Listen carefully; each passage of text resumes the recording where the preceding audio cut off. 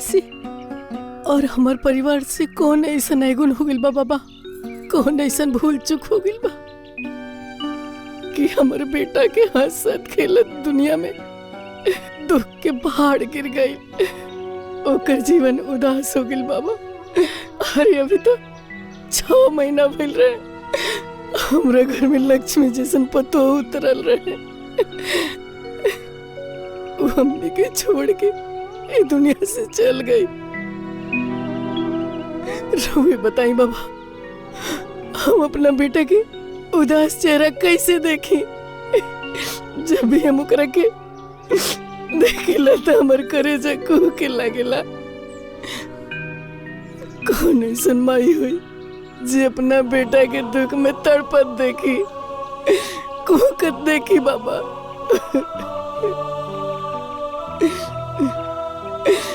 हे भोलेनाथ।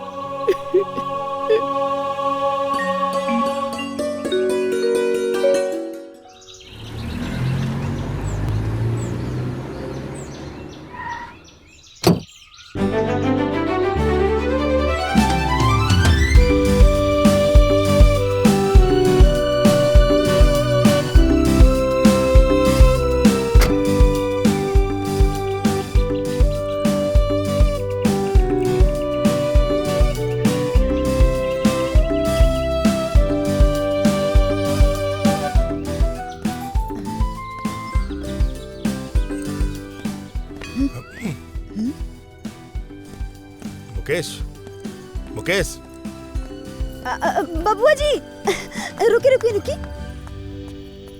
हाय दोनों में बताई था, हाय साड़ी में हाय ब्लाउज कहाँ से मैच होता? हाँ राहुल भैया ना आंख बंद करके ब्लाउज पीस लाइल पड़े, देखी था? हाँ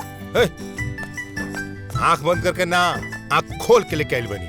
मुकेश बाबू हाय बताओ था, हाय साड़ी में हाय ब्लाउज मैच करता कि नहीं? ना ना ना, एक मिनट रवा दी। हाय देखी था बबुआ जी, हाय साड़ी में कहाँ पर बुल्लू कलर बा कि जब बुल्लू लेके आइल बाड़े? बुल्लू ना, ब्लू बोल। तनी कुछ पढ़ लिख लेतस ना तो कुछ कर लेतस।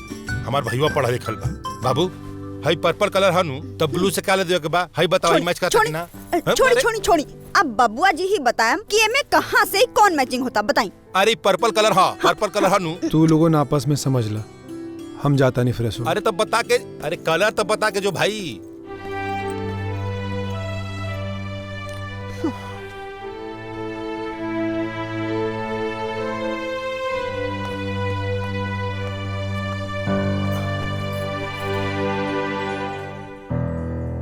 काबिल बउआ कुछ बुझात नहीं है बाबूजी।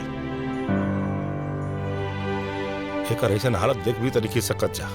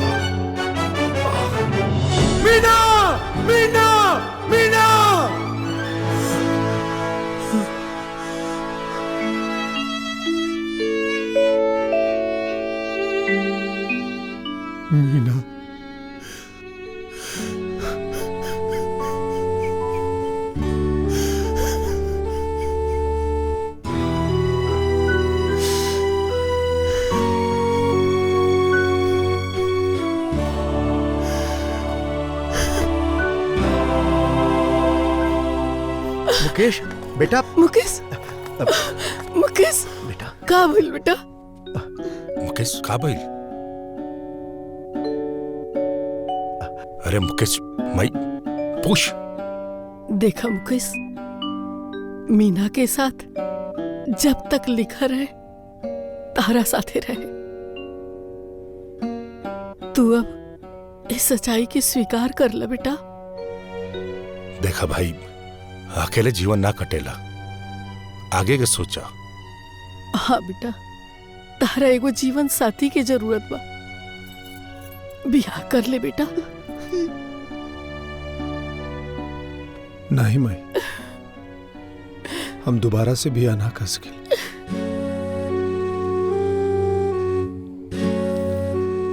ठीक बेटा, तू समझत काहे नहीं किस? तू तनी सोच, तोरा कैसन हालत में देख के हमरा तनी क्यों बर्दाश्त ना होला, हमरा अच्छा ना लगेला। देख बेटा, तू तनी सोच, अरे ते पढ़ल लिखल बड़े और हमने के सबके तोरा जीवन में खुशी लावे के चाहता नहीं जा। ऐसे कहता नहीं बेटा, तू बियाह कर ले। नहीं माई,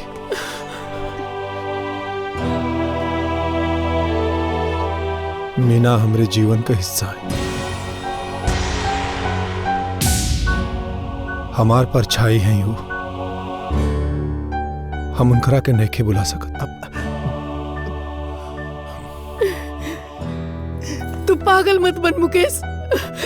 अगर तुर मीना जिंदा रहती तो काऊ अब तक यहाँ ना आ जाती।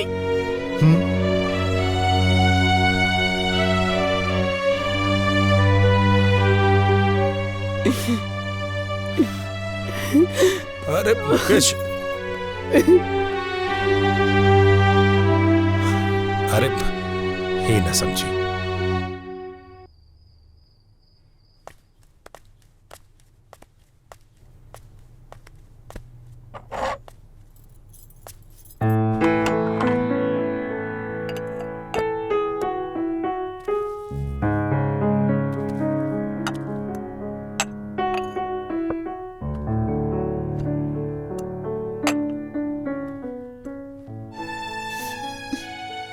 खाता के नहीं खे खाता, ओहो से केहू के मतलब ही नहीं खे। अब का जी सही कहा दारो, वैसे मतलब होके के चाहिए लोग के। अब ये घर में एक साथ रहे के बता बाबूजी, इंसान का ना ख्याल रखे के चाहिए सबके कि का करता। सही कहा तारा बेटा, जब ख्याल नहीं खे तो कुछ न कुछ तब बात बा। कारे चुनमुन? हाँ दादाजी। भइल का बा? दादी नाराज बाड़ी, खानो नहीं की खात। हमनी सब लोग मना के थक गइल बानी, मनते नहीं खन। माई खाना नहीं खात तई खाना हम हलक सबको ऐसे उतरी का बाबूजी? कहाँ अन्न के दाना जाई गला के नीचे। तू खा भाई खा। चाचा, ई बात ना दादी के ही पता होई। हमहू मना के थक गइल बानी, अब तहरा से ही मनी है।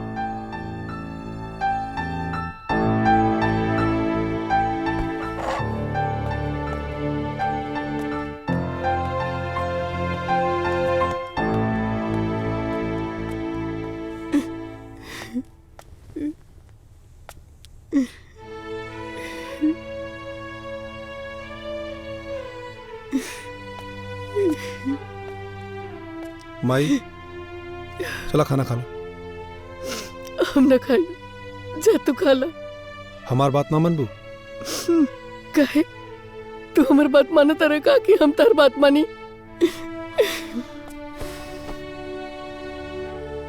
तो हर बात ये हमारे ना मानेला तो फिर से वह बात करे लगू। तक्का करी, तू हमार बेटा हो। तारे खुशी के बारे में, तारे जीवन के बारे में का हमरा तनी को सोचे के अधिकार नहीं के? बता दो, अगर अधिकार नहीं के तो हम आगे से ना बोलो। देखा फिर से तू वह बात शुरू कर दे। तू तनिको ना समझे लो।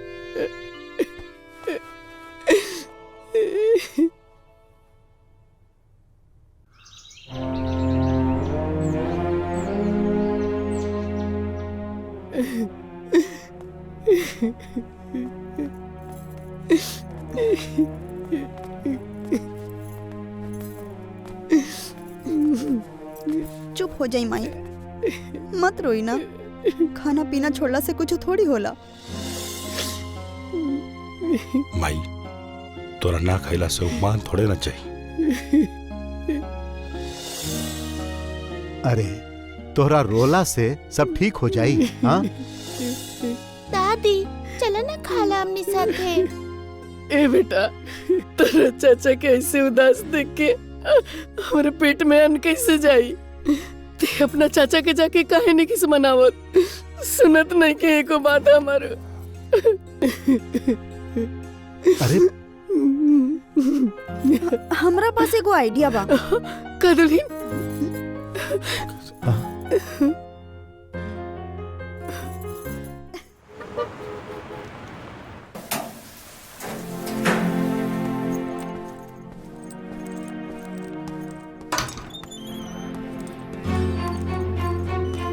Good morning sir. Good morning.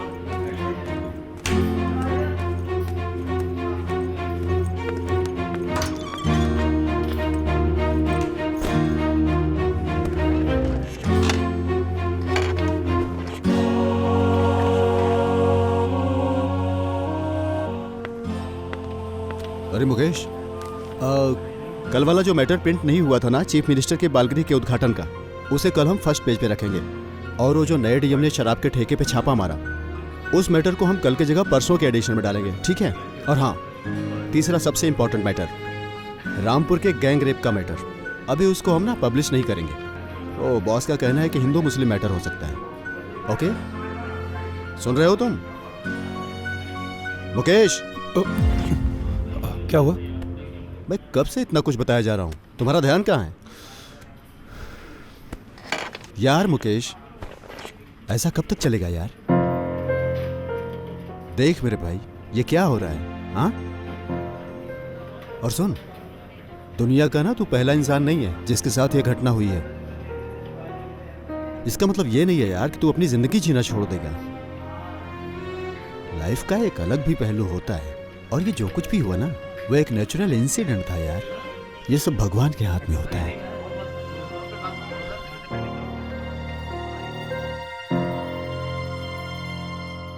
ए बेटा, तोरा दुनिया के हिस्सा खाली हुए ना रही। अरे हमनियों के तोरा जीवन के हिस्सा बानी जा। बचपन से लेके आज तक तोरा छोट छोट तकलीफ पर हम तड़प उठत रही, पागल हो जात रही।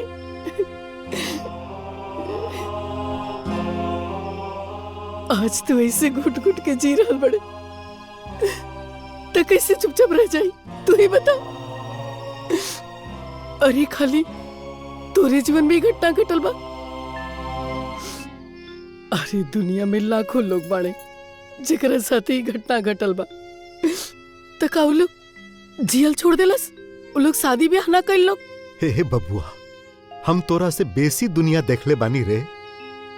ये फिल्मी दुनिया ना हो कि तू देवदास बन के घूमत रहबे। हे बबुआ, बड़ा तकलीफ से हमनी के तू लोग के पल्ले बानी। देखा मुकेश, ये दुनिया में जिए के हुआ आइल बना, ओखरा के एक दिन जाए के बा। हाँ। तब बाबू ये समझ कि मीना के साथ तो इतने दिन लिखल रहा है। कोई भी इंसान अपना परिवार के सदस्य खातिर कभी पूरा ना चाहला, हमेशा ओकर खुशी चाहला रे भाई। समझ ये बात के तू। आज हमर देवरानी भले ही दुनिया में नहीं थी,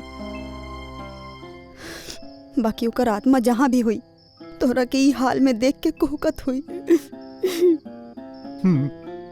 आखिर वो तो और खुशी चाहत रहे ना। अरे रउआ यहाँ बानी? का भइल? उदास काहे बानी? कुछ ना भाई। बताई ना, काहे उदास बानी? अरे यार, ट्रैफिक की वजह से टाइम से मीटिंग में ना पहुंच पौनी, जेकरा वजह से बहुत बड़ा असाइनमेंट छूट गई। ऐसा लग रहा बा कि एरा और जिंदगी के सबसे आखिरी असाइनमेंट रहला।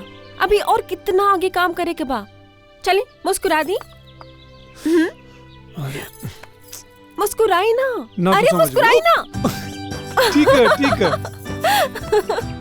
और याद रखी, आपके हमेशा खुश रहे के बा। ये बात खातिर तैयार बानी ना? अरे यार, तैयार बानी ना? अरे बोली ना। तैयार बानी, तैयार बानी। अरे अरे बबुआ तैयार हो गए। भाई, ए हमारे भाई, तू मान के हमने का जिया चुरा दे रहे तू। जिया चुरा दे तू। ए भाई, मान गई हमारे भाई। ए बाबूजी मान गई। हमार बेटा तैयार हो गई। बेटा देखो मान बेटा गई। तूने किस जनस की थी, आज हमरा की कितना बड़ खुशी दे दिले। तैयार हो गई। ए मायूं पर नजर उतार तो। खुश रह बेटा, खुश रह।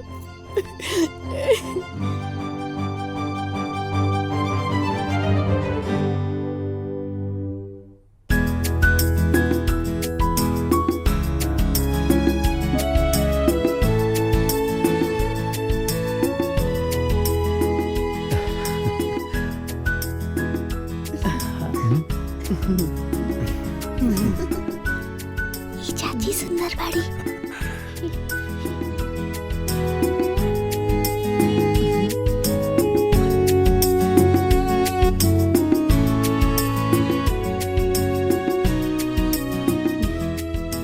आज दोनों परिवार के एक साथ देख के हमरा बहुत खुशी हो रहा है।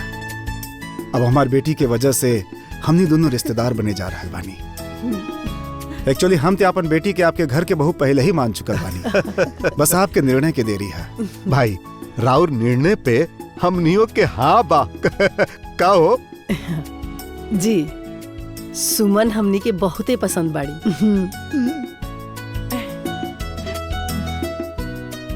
तू बोलना बेटा कुछ।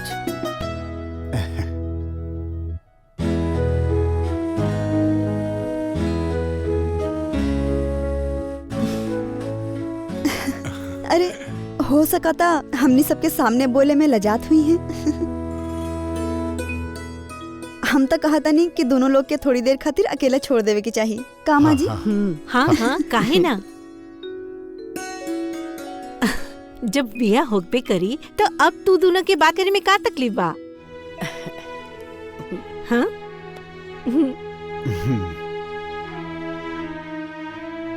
देखा बेटा, तारा पहल की शादी के बारे में हमने के कुछ नहीं की जब बतैले। तू कुछ मत बोलिया। मैं ये सब कहा। अरे जौन हम बात कहत हन ना, वो करा। तारा के हमार कसम बा। और जौन बात बीत गई बीत गई। समझ रहल बाड़ा ना? जा।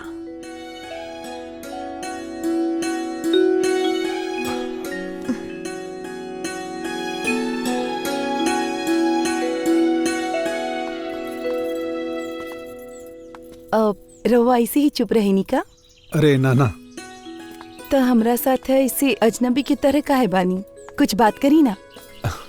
अब राहुल नाम का बा? इतना देर चुप रहे के बाद खाली हमार नाम पूछता नहीं, जबकि वो लोग इतना बार हमार नाम ले चुकल बाड़े। दिल दिमाग कहीं और बाका? ना ऐसन बात ना है। बस देखी, हमके ऐसन चेहरा गिरा के उदास रहे वाला आदमी बिल्कुल अच्छा ना लगेला। अब हमने एक साथ जीवन बिताए वाला बानी। अब थोड़ा हंसी, थोड़ा खेल खिलाई। कुछ तो आपके सपना होखी, कुछ तो अरमान होखी, बताई ना।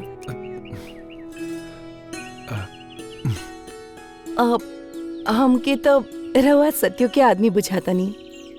चाचा चाची। चाची? अभी चाची? काहे ना, 5G के जमाना चलता, सब फास्ट चलता, खाली रहुआ स्लो चलता नहीं। चाची तू हमरा से प्यार करेलू? हाँ। तो चला दोनों जने हमरा के किस करा। अरे करा लोग। चला 1 2 3 गो। ये सॉरी नो प्रॉब्लम, इट्स ओके।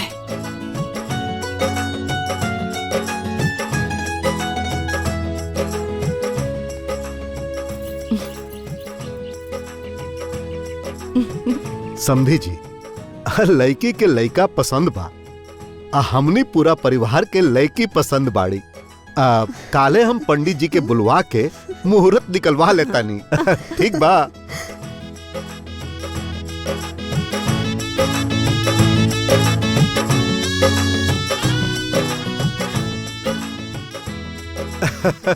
अच्छा, तब आज्ञा दी।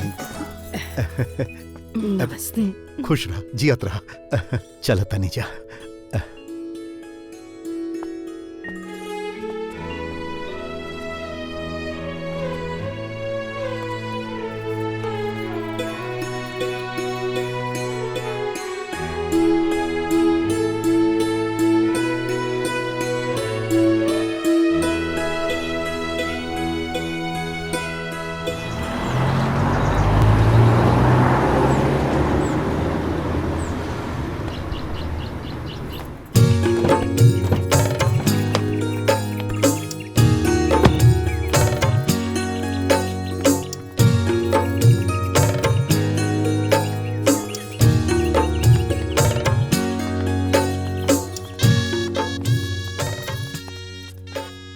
देखी जा, रउआ लोगिन से ना एगो बात कहे के बा। बड़ा मुश्किल से ई बियाह खातिर ना मुकेश के राजी कैले बनी। हाँ, सही कहा तारू माधुरी। एक बार जे जीवन से चल जाला ना, ओकरा के भुलावल बहुत मुश्किल होखेला।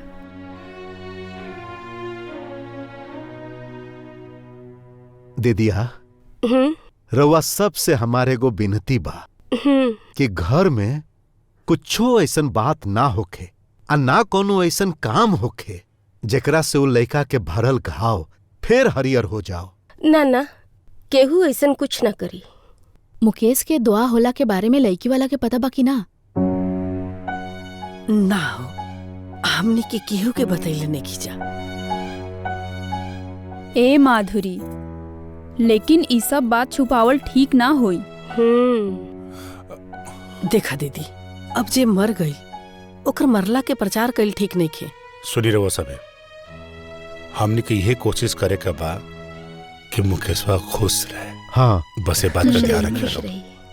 तरुआ सब लोग से हमार हाथ जोड़ के विनती बा, तो एकदम राजी खुशी से धूमधाम से बारात निकले के चाहिए। एकदम। हाँ जी, ऐसे ही बारात निकली, नाचत गावत। ए बुआ, तू सबसे ज्यादा नची है, पहले ही बोल दो।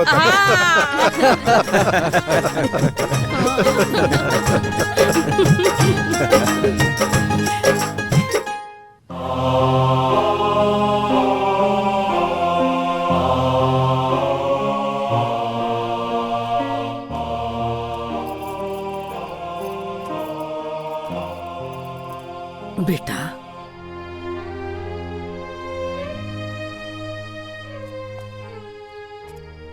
देखा बेटा, जौन बात बीत गई। आज हमनी के घर में एक नई दुल्हन आइल बिया और बहुत अरमान लेके आइल बिया।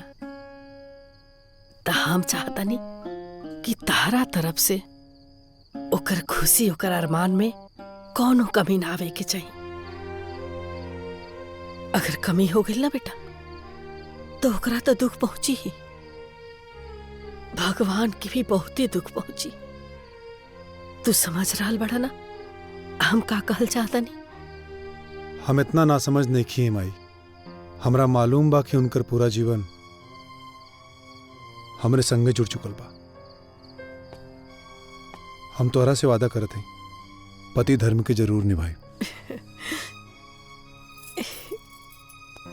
ठीक बा बेटा।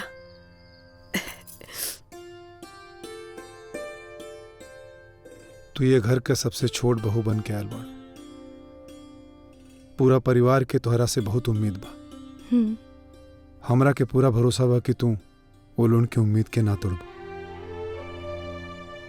राउर भरोसा के दो मिलना होके देव। हमरा के तो से यह उम्मीद बा। रउआ चिंता ना करी, ई घर हमार है, ई परिवार हमार है। हम सब के खुश रखे।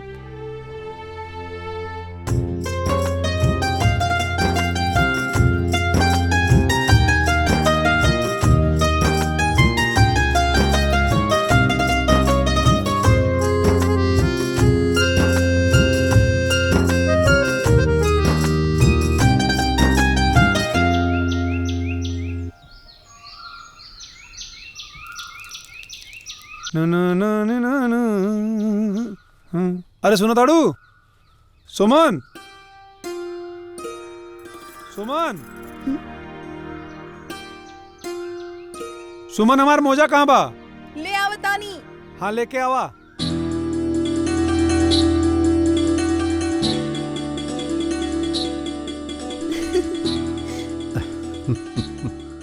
इली। Thank you. अच्छा सुनो, जल्दी से नाश्ता लगा दा, खा के निकल जाइए। जी।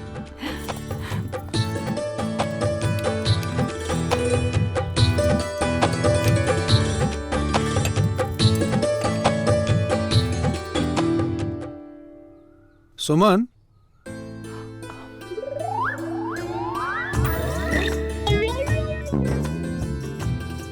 तनिमा टिफिन पैक कर दा। जी।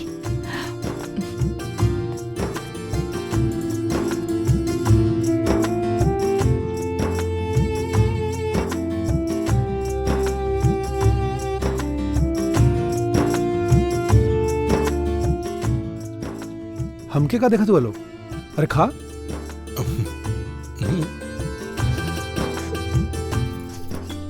कुछ ना।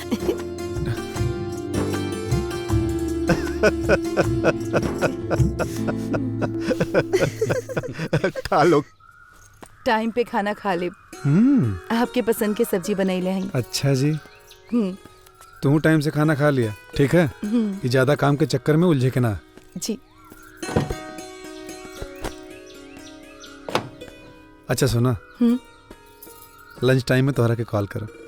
जी ठीक है। Bye bye by.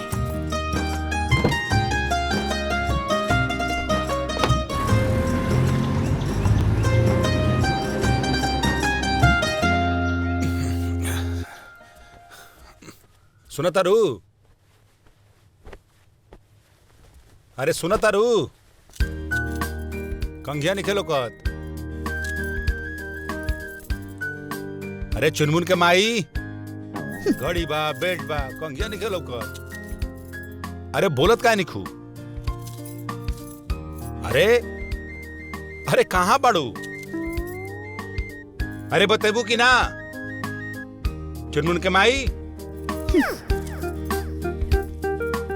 अरे बोलबू की ना? रुका तारा काज बताओ तनी।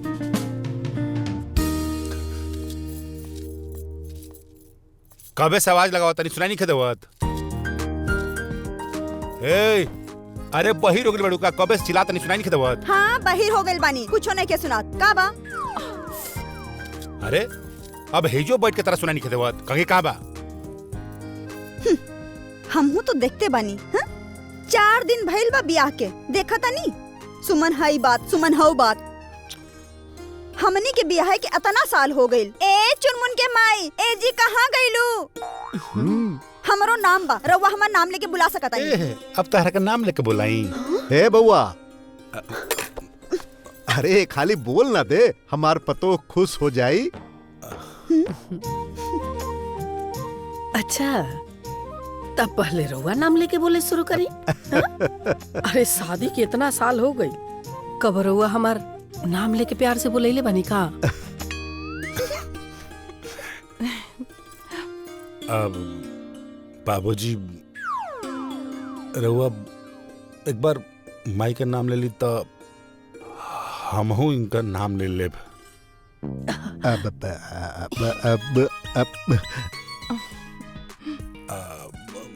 अब बोल दी। हाँ हाँ काहे ना, हम बोला तानी, बोला तानी।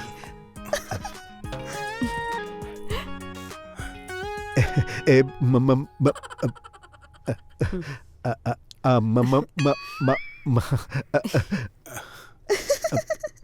अरे बाबूजी बोली बोली ना।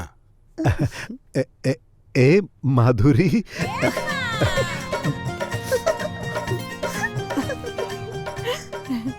अरे माई कहाँ है कहते शर्माता रहे, हमू बोल दो नहीं।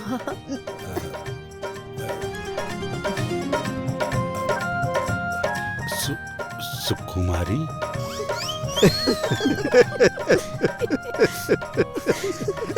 अभी ठीक बा।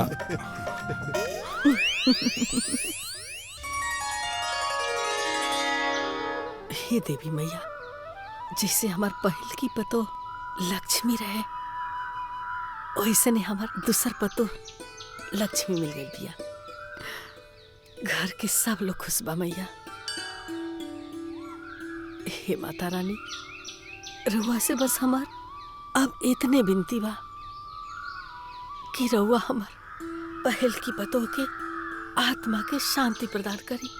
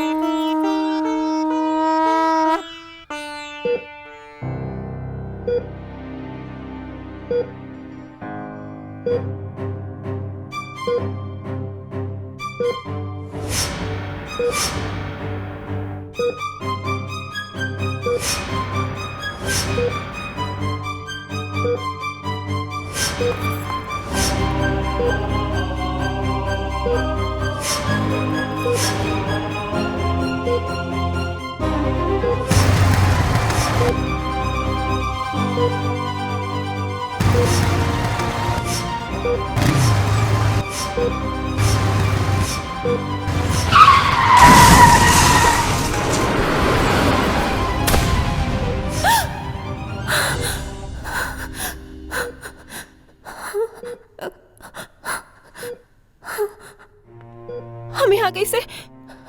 अरे आपकी याददाश्त वापस आ गई। It's a miracle. आप ऐजा 4 महीना से बानी। 4 महीना? आपके घायल अवस्था में लाइल गेल रहे। आप अपन ख्याल रखी। आप प्रेग्नेंट हैं। प्रेग्नेंट? अच्छा, हमार ओ कहाँ बनी? कौन? हमार हस्बैंड। तोता उड़, तोता उड़, मैना उड़, मैना उड़, गधा उड़, गधा। चला अब मार का। ना चाचा, ना अरे चाचा। अच्छा चला ठीक है, फिर से। गाय उड़, भैंस उड़, चाहत बेटा, गधा कहीं उड़े लगा रहे हैं। घोड़ा उड़, फिर से। अभी चला, अब की बार तारा के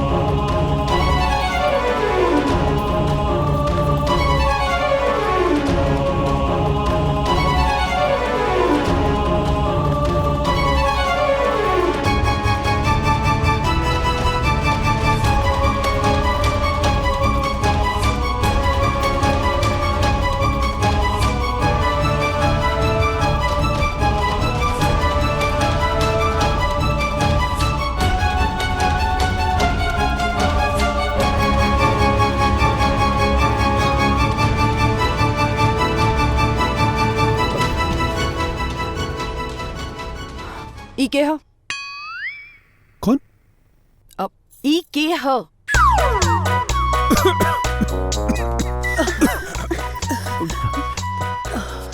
मुकेश के हा?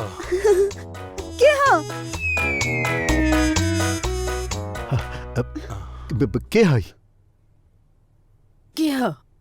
हाँ ये हमारे दोस्त का बीबी है। दोस्त के भाभी। तो राउर दोस्त कहाँ बाड़े? दोस्त दुबई। हाँ, दुबई दुबई दुबई। अल हबीबी दुबई दुबई दुबई। अरे आई ना, आई आई आई आराम करी। ए दुल्हन, तू कहाँ? जहाँ सबके हो जाता। अरे ना भाई, तू जाके जल्दी से चाय बना के लेके आवा। हाँ, बहुत दूर से आयल बाड़ी ना, प्यास लगल हुई। हाँ जा बाबू जा।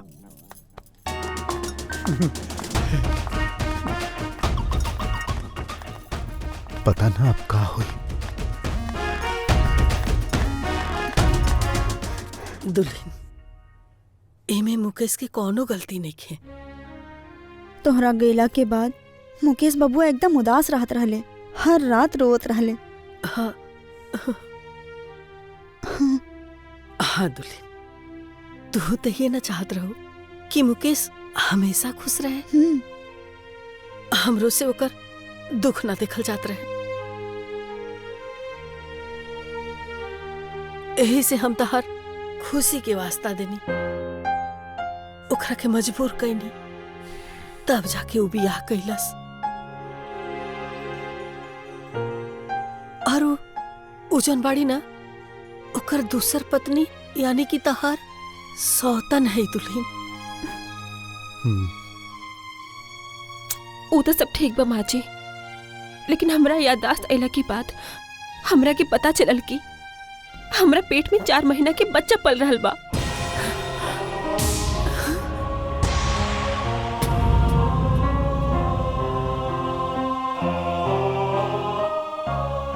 का करिए बच्चा के?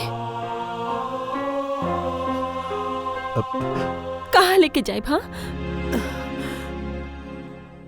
ए दुनिया में हम कुछ भी बांट सकेला, लेकिन अपन सुहाग ना।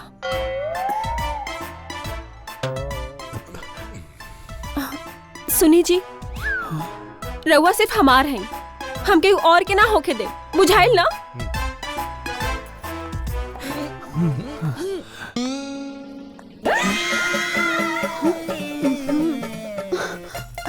अरे तू काहे चाय लेके आइलू ह? माँ जी चाय पियाई ना। हाँ। तू चला जरूरी बात करे के रहला। चला बाहर चला। ला चाय पी ला। जान तारू छोटकी, बड़ा मुश्किल में बिया बेचारी। हाँ, न सास न ससुर न ननद है, पेट में लइका और दुल्हा दुबई में है। हिया न रही तक कहाँ रही बेचारी। हाँ? हाँ सही कहतानी, ई कंडीशन में अकेला रहल संभव नहीं है ना। बताओ ता तोहर सोच कितना बढ़िया बा। तोहरी इहे सोच पड़ता देवर जी मोहित हो गईले। हाँ? आ दोस्त के पत्नी हा तो मदद तो करे के चाहिए ना। हाँ, इंसानियत भी तो कोनो चीज होला ना। देखा था तोहार विचार कितना उत्तम बा। हाँ? अब तक कुछ दिन तक यही जे न रही हूँ। हाँ? हाँ ठीक है।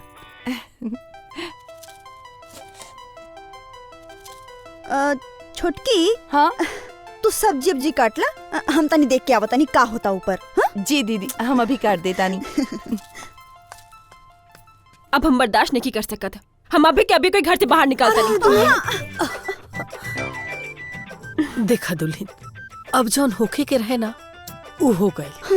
बात के समझा।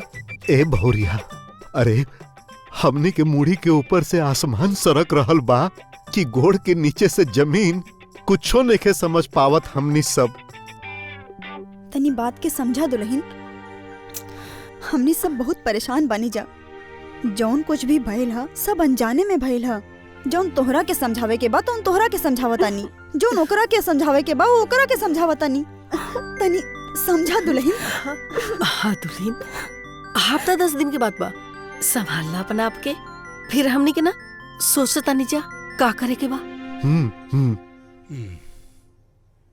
खाली हफ्ता 10 दिन ना, ठीक बा, खाली हफ्ता 10 दिन हम मुंह देख लेता नहीं, फिर वो ना एक घर में लौके के ना चाहिए, ठीक बा ना? यहाँ के हमारे पति हैं, यहाँ के बच्चा हमारे पेट में पल रहल बा, अगर कुछ ठीक ना भइल ना तो हम आकाश पता सब एक कर देब।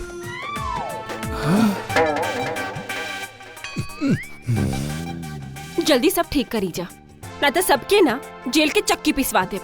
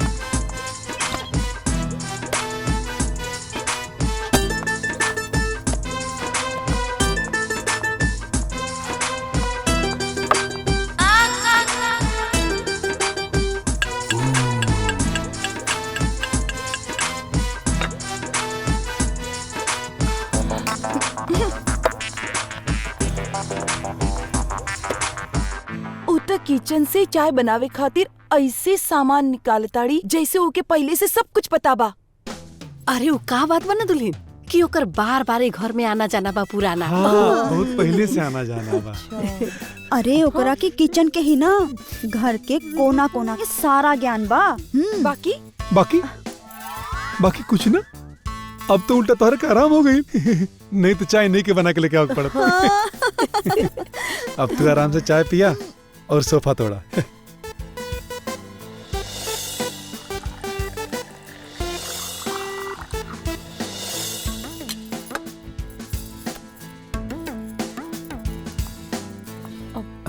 का भाई? घड़ी थोड़ा स्लो हो गई। अच्छा अच्छा अच्छा, आ गई।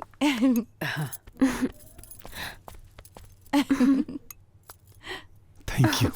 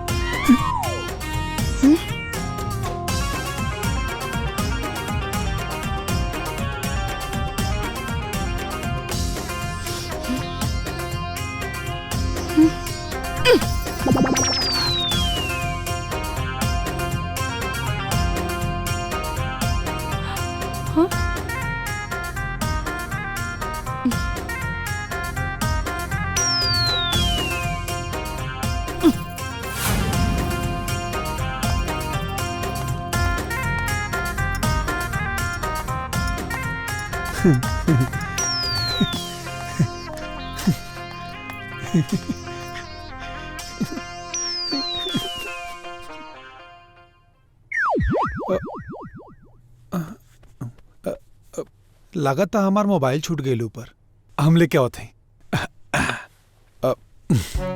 हाँ हाँ।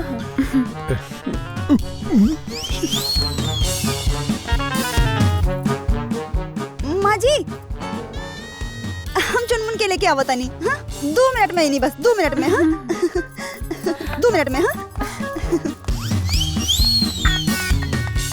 दुल्हन, हाँ हम मुकेश के बाबूजी के देख के आवता नहीं।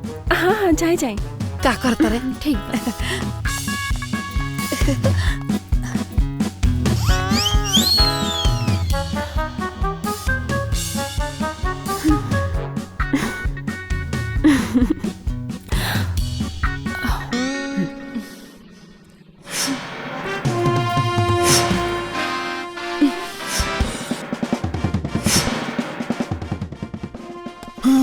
रवा कुछ देखनी है?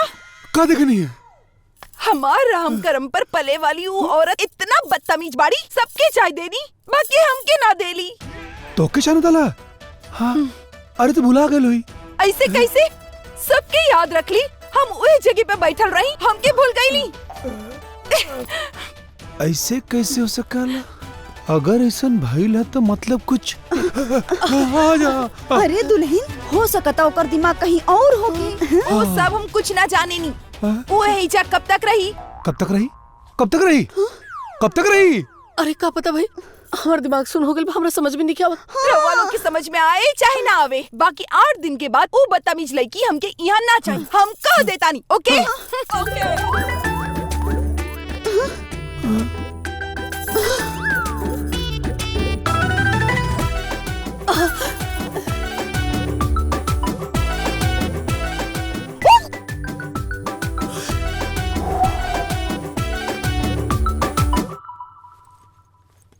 समझ में नहीं के आवत कि का हो।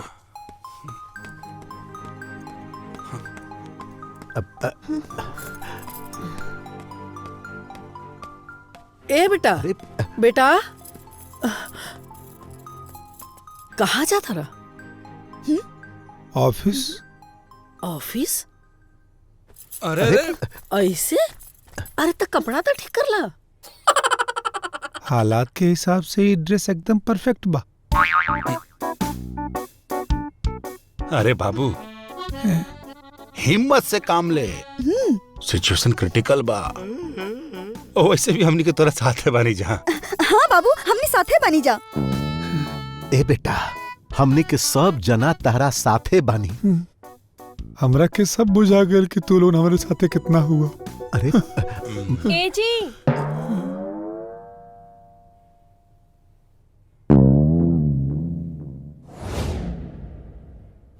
सुनी ना। आवता नहीं।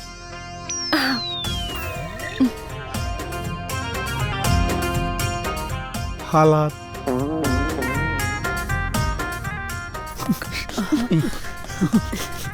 हालात। हाँ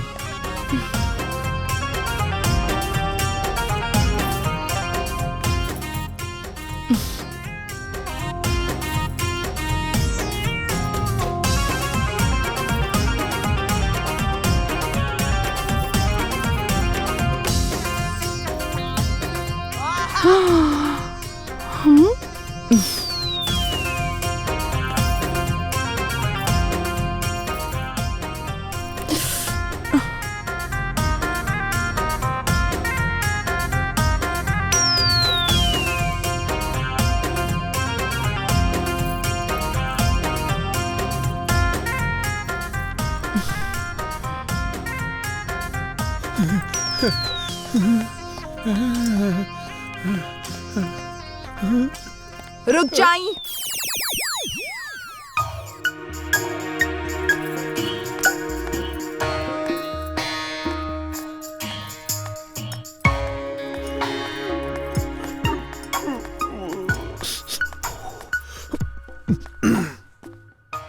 तो ऐसन स्टाइल में कहत रही जैसे कि उरा और पत्नी बाड़ी। ऐसे कौन पराया मर्द के बुलावल जाला? ए जी सुनी। और रउआ की तो समझे के चाहे कि उरा और पत्नी ना है। रउआ कैसे कहत रही? हाँ जी आवतानी। वो आपके पत्नी है कि आपके दोस्त के पत्नी है?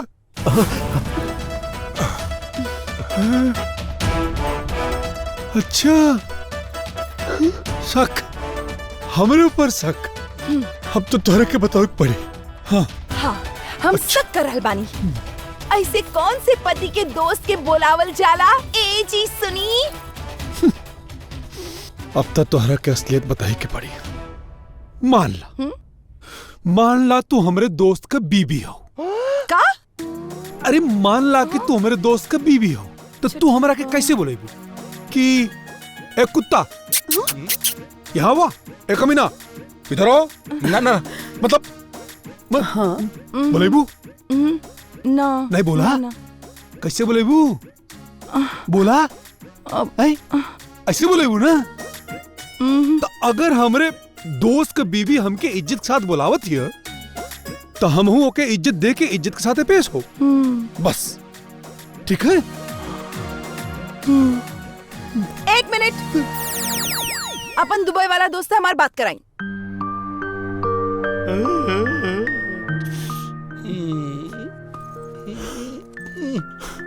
अच्छा बात करेंगे, ठीक है। दुबई वाला दोस्त से बात करेंगे। पता नहीं टावर है कि ना। दुबई वाला दोस्त। ठीक है, दुबई दोस्त के नाम का हो? दोस्त का नाम है शोएब अख्तर। शोएब? अरे कहाँ रख धनी फोन? माई पकड़ धनी, कहाँ रख धनी? मिलता।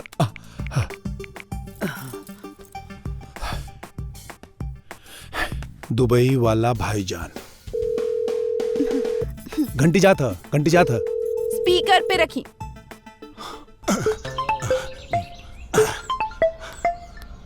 अल हबीबी भाईजान। हिंदुस्तान से हमारे दोस्त का फोन आया। हिंदुस्तान जिंदाबाद भाईजान। सब खैरियत भाई? भाईजान यहाँ पे कुछ भी खैरियत नहीं है। क्या हो गया मेरे भाई को? भाईजान जब से भाभीजान हमारे घर पे आई है तब से मेरी मोहतरमा को शक हो रहा है कि भाभीजान के साथ मेरा चक्कर है। अरे ऐसा कैसा चक्कर लग रहा है? उधर चक्कर तो हम इधर दुबई में लगा रहा है। तुम्हारे भाभी के साथ इधर दुबई में चक्कर लगाया था हम। भाईजान बात तो यहाँ तक पहुँच गई है कि मेरी पत्नी को लगता है कि भाभीजान के पेट में मेरा बच्चा पल रहा है। या अल्लाह, तौबा तौबा, कैसा बात करता है? ओ उधर कैसा प्रेग्नेंट होगा? इधर हम दुबई में प्रेग्नेंट किया उसको। हम तो सोचा कि हमारा बच्चा पैदा होगा हिंदुस्तान में तो बोलेगा हिंदुस्तान जिंदाबाद, लेकिन हमारा भाभी को लगता है अच्छा नहीं लगा। तुम लोगों का रिश्ता टूटा ही हमको पसंद नहीं आएगा। फेंक दो हमारा बीबी को घर से बाहर। अभी हम क्या बोलेगा? भाभी माँ, तुम तो भाभी माँ हो ना। हमारा बीबी को ऐसा कैसा बोला? हमारे दोस्त पे शक किया। आप चुप हो जाइए भाई साहब, आप चुप हो जाइए। जरा कंफ्यूजन हो गया रहे। आपके पत्नी यहाँ एकदम सेफ बाड़ी। कोई बात नहीं भाभी, अभी तुम सब ठीक है ना? अभी हम कुछ नहीं बोलेगा। कभी तुम आओ दुबई पे, तुमको तेल का कुआं दिखाएगा, ऊंट पे बिठाएगा तुमको बुर्ज का खलीफा भी दिखाएगा। आओ दुबई। अल्लाह हाफिज मीना भाभी। हाँ भाईजान, मीना भाभी नहीं है सुमन भाभी। तौबा तौबा, सुमन भाभी। अल्लाह हाफिज। आओ दुबई। अच्छा भाईजान, खुदा हाफिज। अल्लाह हाफिज भाई, अल्लाह हाफिज। सॉरी। हो गई? अब ऑफिस जाई? ए बेटा, का बैगवा ले ले जो। हाँ हाँ।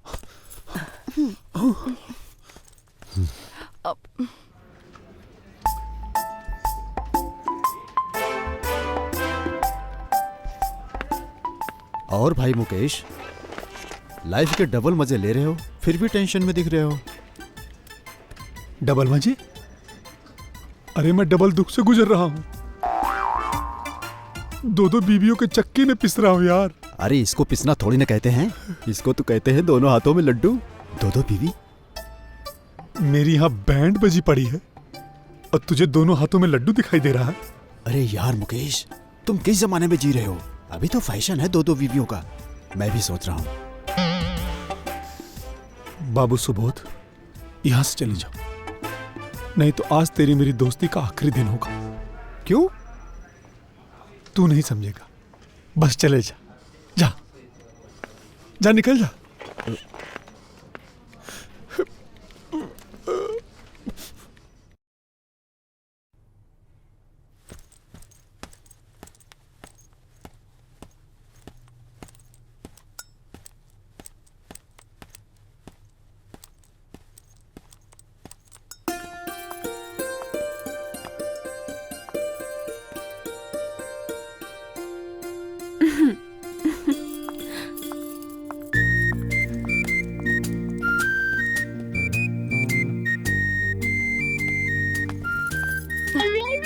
कहाँ? भैया के रूम में। तई भैया के रूम हो?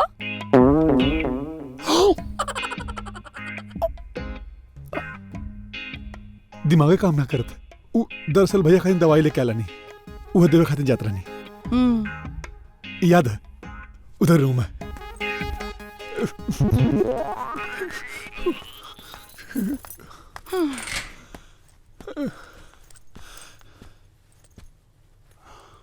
निकला निकला। अरे कहाँ निकला, कहाँ जाइए रे? कहाँ निकला? हमरा के फांसी पे चढ़ोले पे तोलन का हाथ रहा। का काले रहा कि मुकेश मीना और तोहार साथ यही तक रहा। अरे बबुआ जी। तू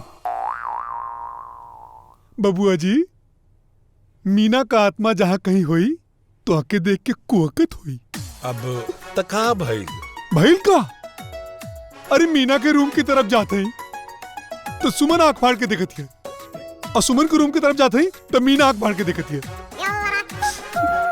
हम तो धोबी के कुत्ता हो गए, न घर के न घाट के।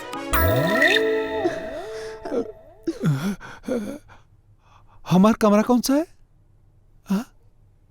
हमारा रूम कौन सा है? एक रूम कौन सा है?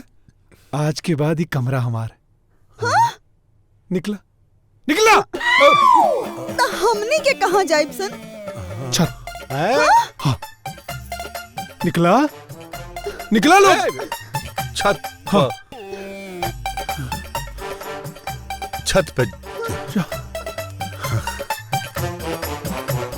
ओए इन्हें उठा के लेके जा। चल चल जा चल चल यहाँ देखा चप्पल चप्पल चप्पल। हाँ डरवावत कहे बड़े पहन पहन। हमार पूरा जिंदगी खराब कर डाला, हम डरवा थे। अच्छा निकला।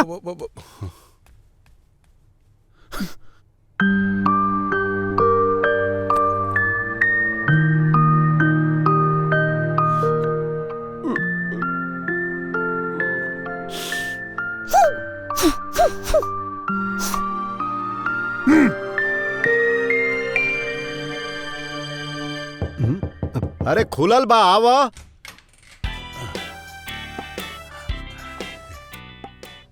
बाबूजी का भइल? माई तनी बाहर आई ना। अरे का भइल? काम बा, आओ ना माई तनी ने। अरे का भइल कुछ बताई बा। सूते कहाँ बा बाबूजी? आई ना। हाँ बा चल। का भइल हो? अरे का भइल रे? बाबूजी हमरा के ही बताई, मुकेशवा का ब्याह करावे के जल्दी सबसे ज्यादा केकरा कर रहे? इनके रहे। ओकर खामियाजा हमनी काहे भुगती? मतलब ई कि हमनी के कमरा कहाँ बा बाबूजी? नीचे। त ई कमरा केकर ह? हमनी के ह? ना बाबूजी, ई कमरा रहे, अब ई कमरा हमनी के हो गई। रे वो लोग कमरा छत पे बा, जाई।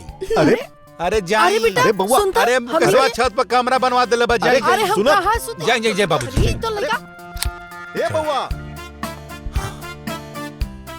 चलो सुतो सुतो। ए बउआ, अरे दरवाजा खोलो। बेटा खोल ना रे। अरे सुन जो। ए बेटा। ए बउआ। हाय। ए बेटा। अरे सुनता। अरे ए बउआ खोल ना रे। जाए लोग छत पर। अरे बेटा खोला हो। अब कहाँ करी हम? अब का कह जाओ? चली छत पे। हट। छत पे सुती है। तय जे भुइया सुती। हाँ अब ना ना छते पर ठीक बात। चलो चलो। हाँ।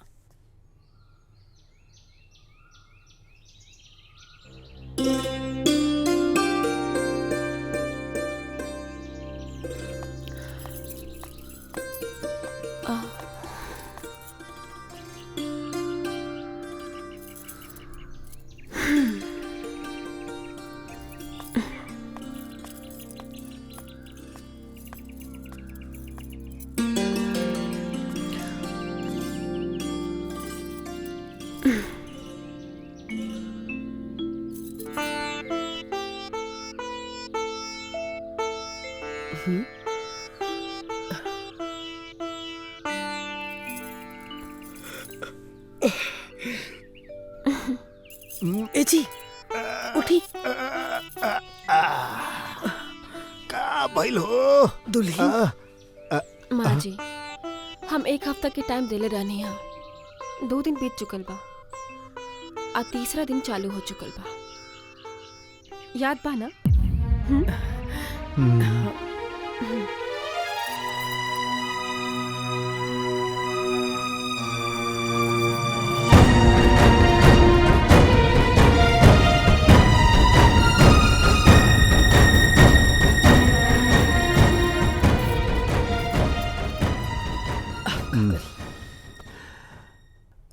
अरे का सोचा ताड़ू? कुछ ना जी। इहो ना। अरे खुश रहा बेटी। दा माँ जी। हाँ बहू। का कहले रानी? अरे हम तो बहुत लोग के बहुत बात बोलीला, लेकिन आजकल ना टेंशन से हमारी याददाश्त कमजोर हो गई बा। के करा के का बोल रही कुछ याद ही नहीं के। तो ही बता दा का बोल रही। मतलब वो और भी एक हफ्ता यहाँ पर रही? अरे बहू ये बात हम ना बड़की दुल्हन बोल रही। अब चाहे कोई कुछ भी कहे, बाकी हम कह देता नहीं। एक हफ्ता में 2 दिन बीत गई, तीसरे दिन शुरू हो गई। एक हफ्ता के बाद ये दुबई वाला बोझा यहाँ ना दिखे के चाहिए, ठीक है? अब झेलो। हे भगवान, आप का करी हमारा कुछ समझे में नहीं के आवत। भगवान? अबे मन भगवान का करी है? और बोला झूठ, और हम रहूं से बोलवा झूठ। अरे मुकेश, पूरा दुनिया के पता है कि एक सच छुपाव खातिर 1000 झूठ बोले के पड़ाला। हम मन पिसा गई नहीं। अरे तू लोग तो अपने कमरा का कोना पकड़ ले बा, हम कोने कमरा का कोना पकड़ी? बतावा है? का हुई?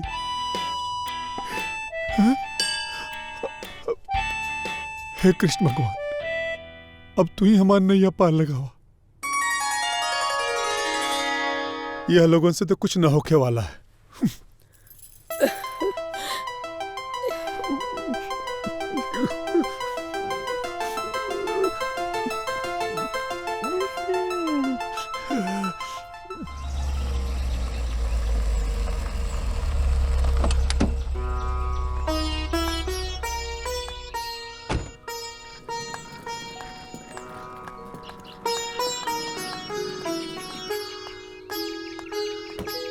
भाई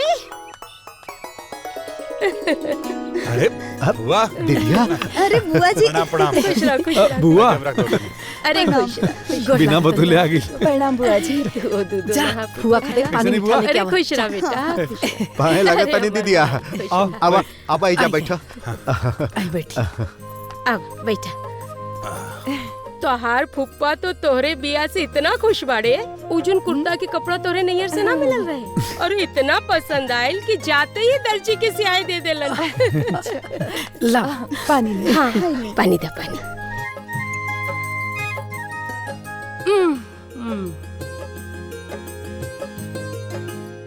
ए दुल्हन, तनी चाय बना दा, कपार बहुत दुखाता। अभी लावत है। बुआ जी, राउर कपार पे ठंडा तेल लगा देता नहीं। ना तेल ना ई केसवा है ना चिपचिपा जा। अरे बुआ लगा ले तेल। तोरा का कहाँ केस फारा के जाए क्या? मारब ना भी 1 लपड़। अरे गमकौआ तेल लगा ले बुआ, गमकौआ तेल। ना तू लगाई अपने दुल्हन के। फूफा के कहाँ छोड़ डाली? अरे अरे पिछली बार लेके ना आयल रहनी तोरे बिया में, हर बार संगे लेके आए के बाका। अच्छा, मतलब अकेले तो घूमी? तो का हम नहीं ना आ सकिला का? अच्छा रुका, लगाओ थे फोन। हाँ?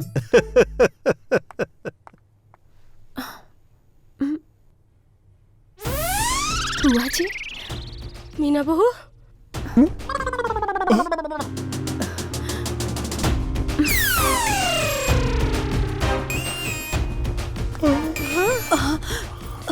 मीना बहू, प्रणाम।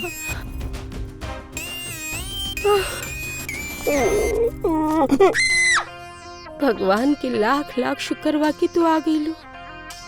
हमनी के तो सोचे ले रानी कि तू मर खप गईलू, बाकी तू घरे आ गईलू हा, हम मन से खुश बानी। बाकी ये कमीना सब उड़ी बाबा।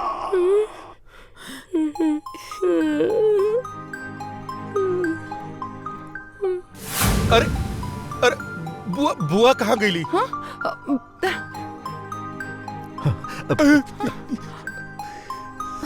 कहाँ गई लाग लगा के? बुआ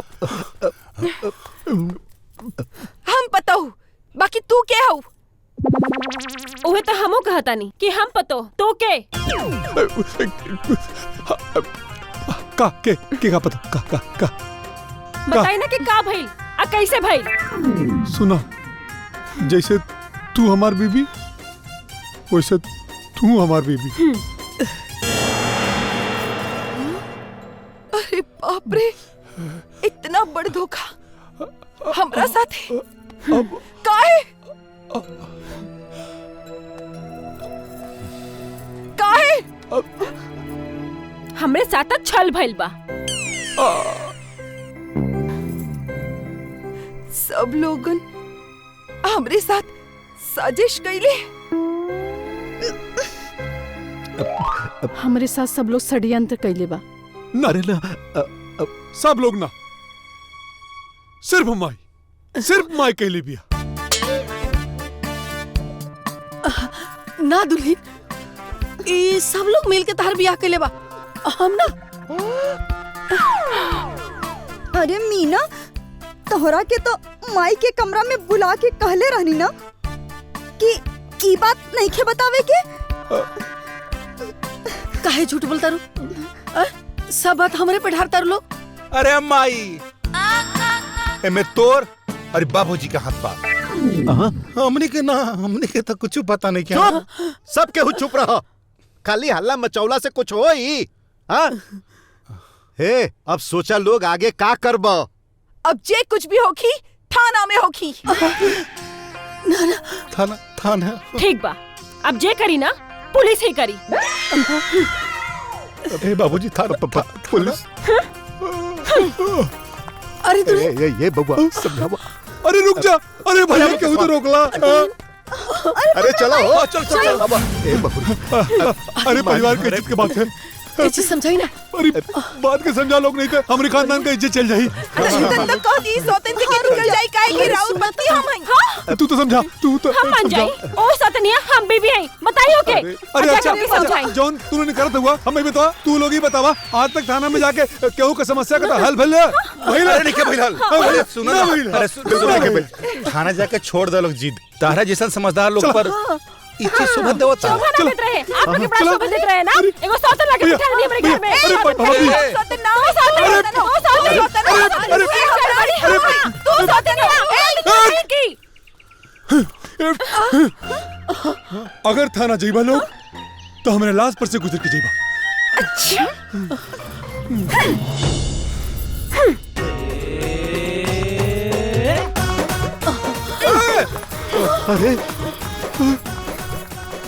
अरे गइलन सुन, अरे पकड़ो कनी के।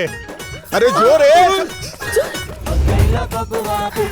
इंस्पेक्टर साहब, हम पत्नी है। अरे कह दिए एकरा से कि हम पत्नी है। परेशानी हमार है, हम बीवी हम है पहले। हम बीवी है ना, हम है। ओरिजिनल हम है, तू डुप्लीकेट है ना। हम बीवी है, हम बीवी है, हम बीवी। आराम से जरा एक फोन है। हेलो हम बीवी है, हम बीवी है। बताइए ना कि हम बीवी है। अरे सुनिए, अरे हम बीवी है, हम बीवी, हम बीवी, हम तो दे। हेलो ना, हम बीवी है ना। हमरे अलावा दूध को रख ले बा। ये बात ना छोड़ब। अरे इंस्पेक्टर साहब, फोन पे बाद में बात करी, पहले फैसला करी कि हम बीवी हैं। हम बीवी हैं, हमारे अरे हम से बीवी भाई हैं। अरे हम सुनिए, बीवी हैं, हम अरे हैं, रुकिए। शांत।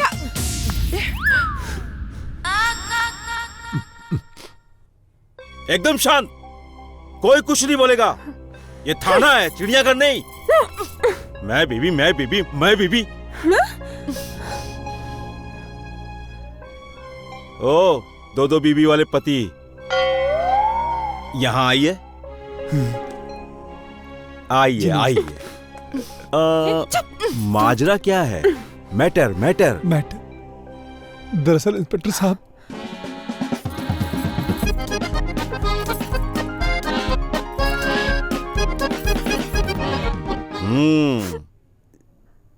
मैटर तो थोड़ा सीरियस है। पर महाराज, इन दोनों को मैनेज कैसे करते हैं?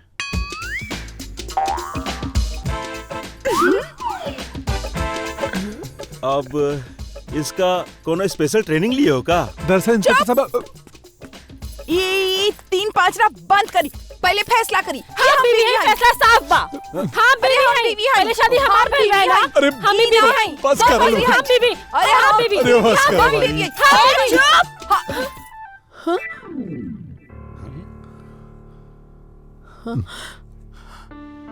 हाँ?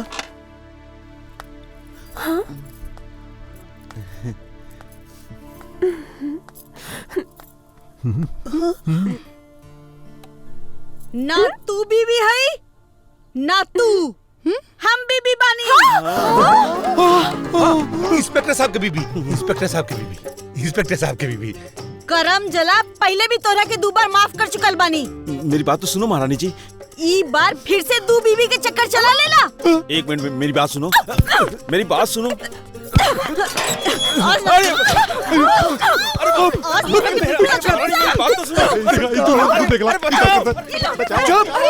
चुप, निकलो यहाँ से तुम लोग। अपनी समस्या घर पे सुलझाओ। अगर ये मरा गए ना तो इनकी बीवी को तुम्हारे घर पे भेज दूंगा मैं। Thank you. चाय से गरम तक गितली भागो। ये देखा।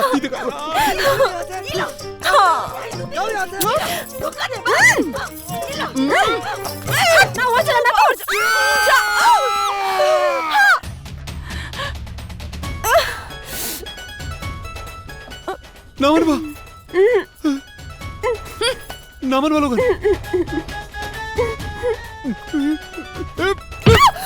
अरे ये करनी जी। अरे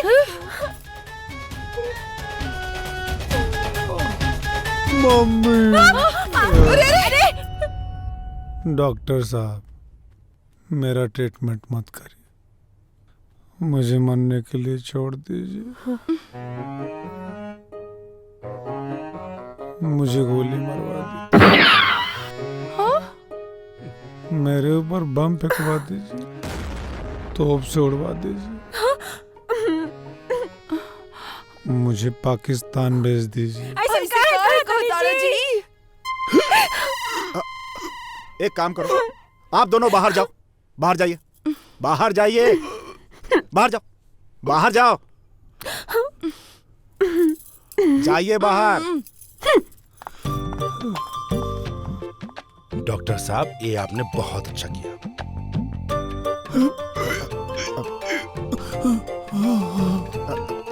एक काम करो, आप सभी लोग बाहर जाओ। चलो। बाहर जाओ सब। चलो।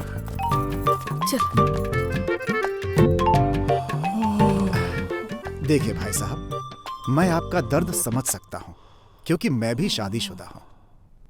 लेकिन आपके केस में थोड़ा अलग बात यह है कि मेरे पास एक बीवी है और आपके पास 2 बीवियां हैं, इसलिए आपका दर्द मेरे दर्द से 2 गुना है। आपने जो भी किया है ना, वो गलत किया है। और आपके जैसा समझदार इंसान मरने की बात सोच भी कैसे सकता है? सोच भी कैसे सकता है? मैंने तो सोच लिया, क्योंकि मेरा ये दर्द सिर्फ ऊपर वाला समझ सकता है, आप भी नहीं। रिलैक्स। हाँ, कैसे रिलैक्स? आपके पास तो सिंगल बेबी है।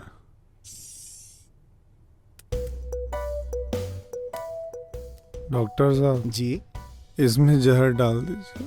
अरे रिलैक्स, डाल सब ठीक हो दीजिए। जाएगा। Good bye. देखिए, उनकी मेंटल कंडीशन कुछ ठीक नहीं है। वो टेंशन लेते हैं, वो तो ठीक है, सिर्फ सर फूटा है। यदि फांसी लगा लेते तो?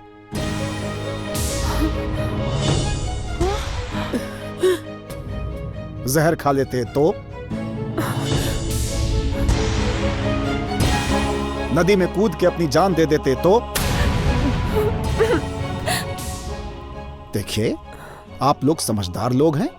यदि आप सब उनको सेफ देखना चाहते हैं तो प्रॉब्लम जो भी है आप आपस में मिलके उसको सॉल्व करने की कोशिश कीजिए।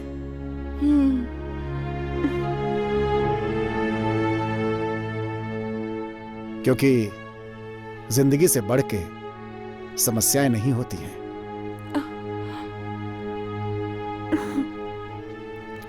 आप सब अपना ख्याल रखिएगा, उनका भी ख्याल रखिएगा। मैं चलता हूं। Thank you.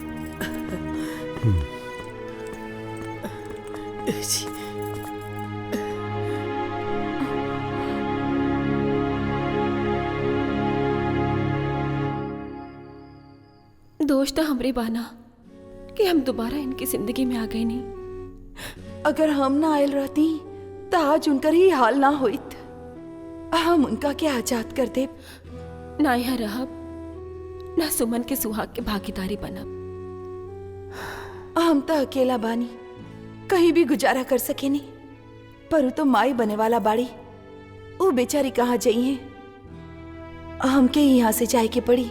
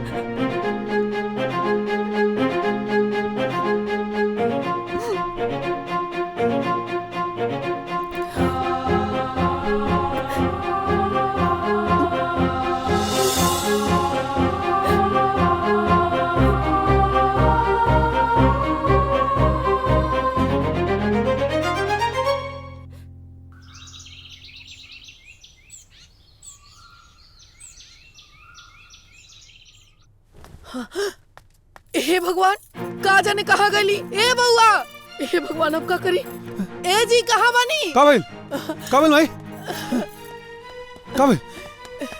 काबिल। ए बेटा, हाँ दुल्हन के देख ले यार। नहीं दुल्हन, ए दुल्हन। बाबूजी, अरे दुल्हन कहाँ बाड़ी? बड़की कहीं कहीं नहीं खेलो खत। बबुआ जी, बबुआ जी है देखी, मीना के कमरा से है चिट्ठी मिलल बा। है देखी। कुछ लोग की किस्मत ही भगवान खराब लिखेले, ओमे से हम हुए को पानी। भगवान ना हमेशा हमरे ही सपना में आग लगा देले बाने। हम ही घर छोड़ के जा रहल बानी। भैया भौजी, माई बाबूजी, हम आप सबकी सेवा तो ना कर पानी। दीदी जी, हमार किस्मतें खराब रहल है कि हमके राउर बड़ बहन के रूप में प्यार ना मिलल। सुनी जी, हमके माफ कर दे। हम रउआ से बिना पूछले ही घर छोड़ दे हनी, काहे कि हमरे वजह से ही पूरा घर में परेशानी होत रहला। हमके ऐसे आपके परेशान देख के ना अच्छा ना लगत रहला। खाली हमरे हट गईला से एक घर में अगर ये परेशानी खत्म हो जाता तो अच्छा बना। यही सोच के हम ही घर छोड़े के फैसला ले लें। हमरा के माफ कर दे लोग। आपके अभागिन बहू मीना।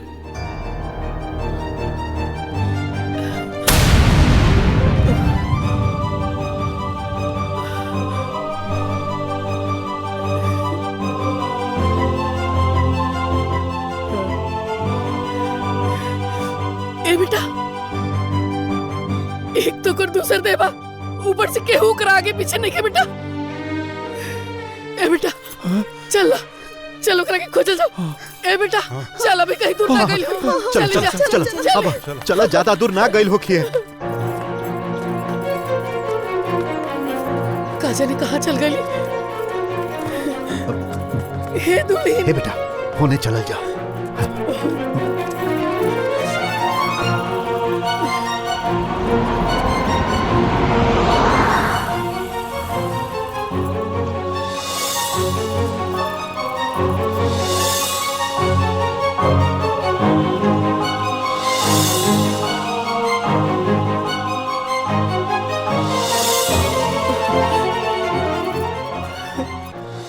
ए भैया का है? सुना ना, एगो मेहरारू सिंदूर उंदूर लगीले हुई। इनकरे हाइट कहीं हमरे जितना के हुई। वो हाइट के ना, हम तो अभी गांव से आवत नहीं, हम केहू के ना देखनी है। एजा अगल बगल में केहू से पूछ ली, हम तो ना देखनी भैया। ठीक बा। भाई साहब, एक मिनट, ई लड़की के कहीं देखनी है रहुआ? नहीं देख ले भैया, इनके दिखला का कहीं? हाँ देखा है। कहाँ दिखला? इस रास्ते से उधर गई है। थैंक यू भैया। चलो होने चल के चलिए उन्हें देखा जाओ। उन्हीं गई। मिल्ली का हाँ। पता चलल? उधर हो। हवा चलो होने चले जाओ।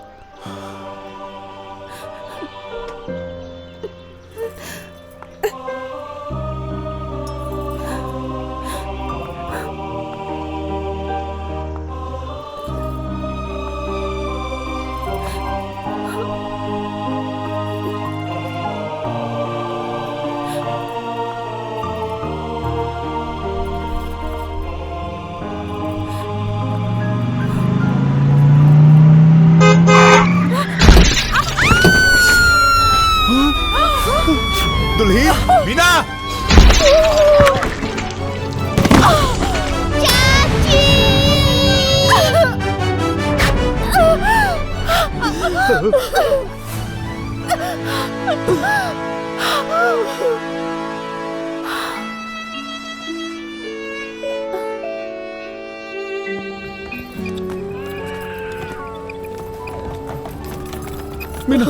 मीना, आँख खोला मीना, मीना, मीना।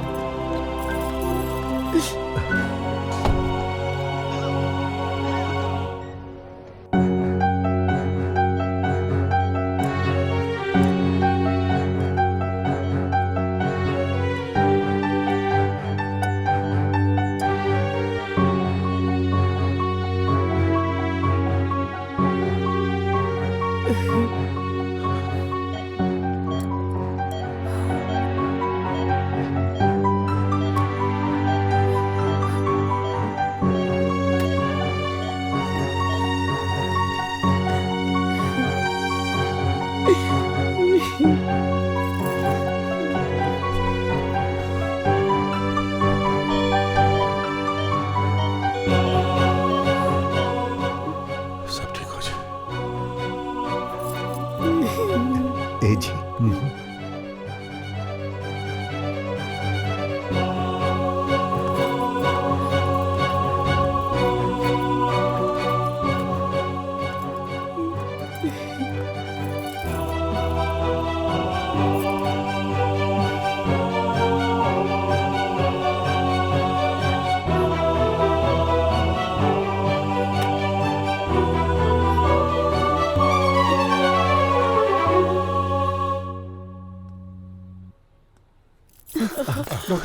डॉक्टर साहब क्या हुआ?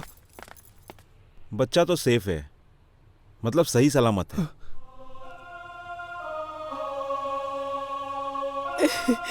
लेकिन वो माँ को बचा पाना बहुत ही मुश्किल है।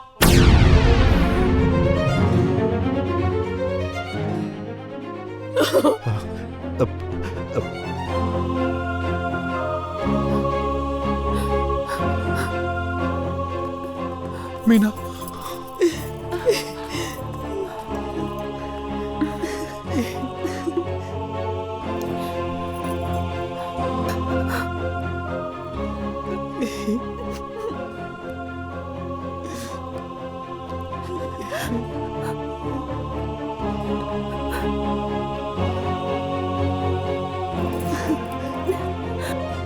माँ जी, शायद भगवान ये चाहते कि हम यह के साथ हमेशा खातिर ये छोड़ दी।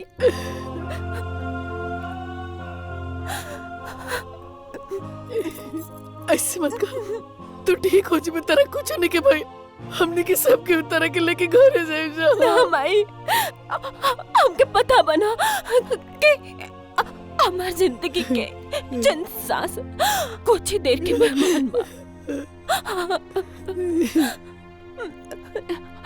दीदी, हमने किस्मत में ना रहा दीदी कि हम रहुआ लोग के प्यार दुलार पा सके। ऐसे मत कहा, हमने तो रखे घरे लेके चलब ना, तो ठीक हो जाइबो। सोनी जी, हम चलते रहुआ के बहुत परेशानी भइल बना। हमरा के माफ कर दीजिए। हमरा के माफ। ऐसे मत बोला।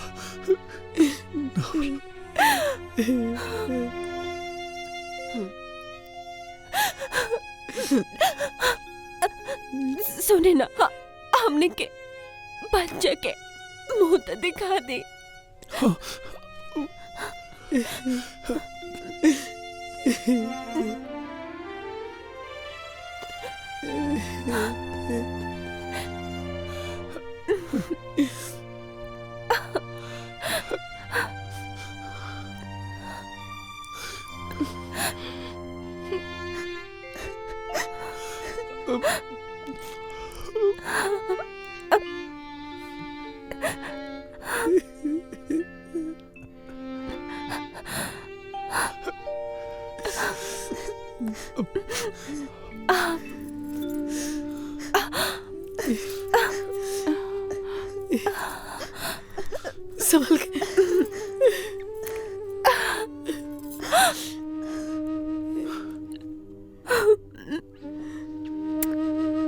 सुमन हमरा से वादा कर कि तू ही जिम्मेदारी नहीं पाएबो। हमने के अपना पति के तो प्यार बांट लेनी जा, लेकिन हमने के ही बच्चा के एकरे पापा से ना बांटल जाए, ना बांटल जाए।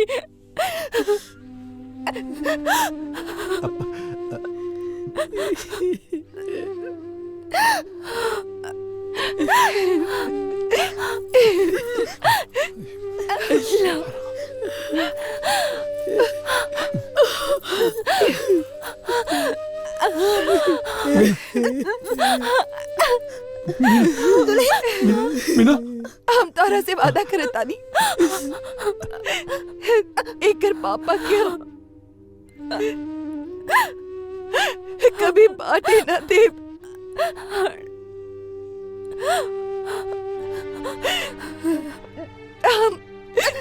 हम कबो मां न बनब।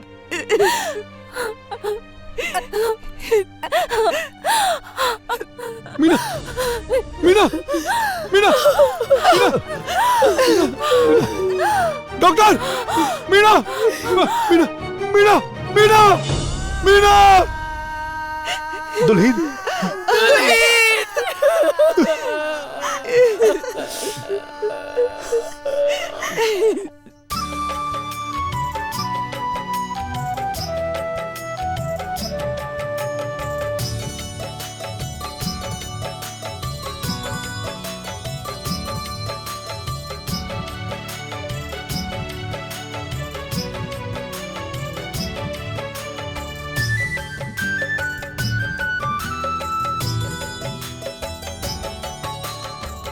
दुनिया के रीत बाटे बनल, आवे वाला जाए मितवा, जाए वाला जदी चली जाए, लवट के न आए मितवा। मिलजुल के घर भर के लोगावा, सिंगरवा सजाए मितवा, जाए वाला जदी चली जाए, लौट के न आए मितवा।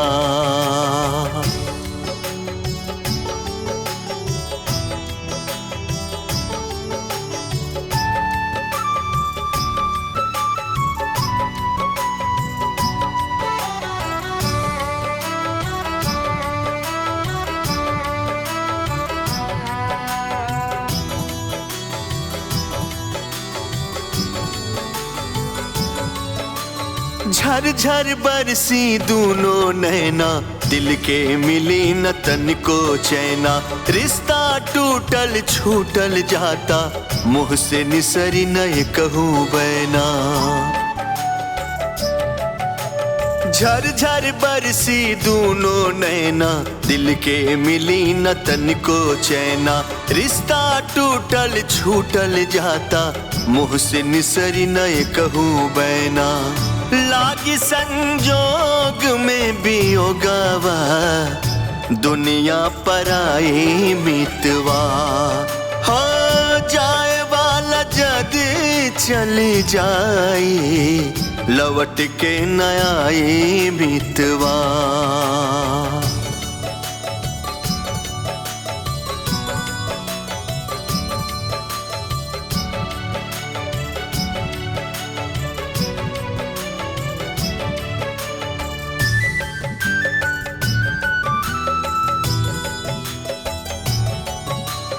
टहक के रोई है लोग लुगाई, करनी कर तब गुन गवाई, बनल बा माटी के देहिया, एक दिन माटी में मिल जाई। टहक के रोई है लोग लुगाई, करनी कर तब गुन गवाई, बनल बा माटी के देहिया, एक दिन माटी में मिल जाई। कान्हवा पे लोगावा मसनावा, दीहे पहुँचाई मितवा, ओ जाए वाला जद चली जाई, लवट के न आई मितवा।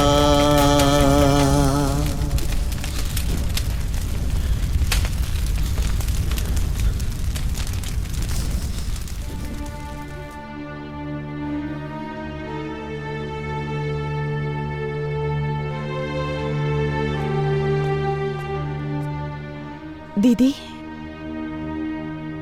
इस सिंदूर पे पहले हक आपके ही है और हमेशा रही।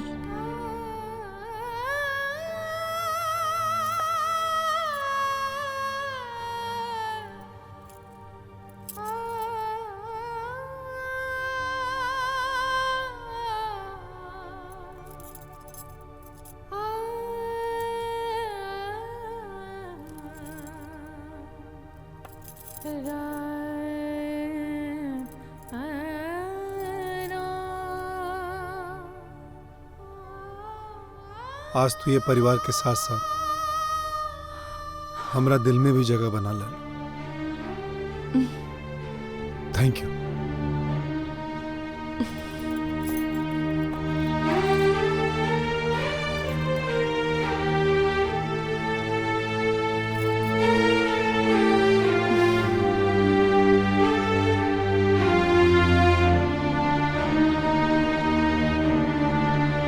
आपन पसंदीदा फिल्म देखे खातिर डाउनलोड करी दंगल प्ले ऐप।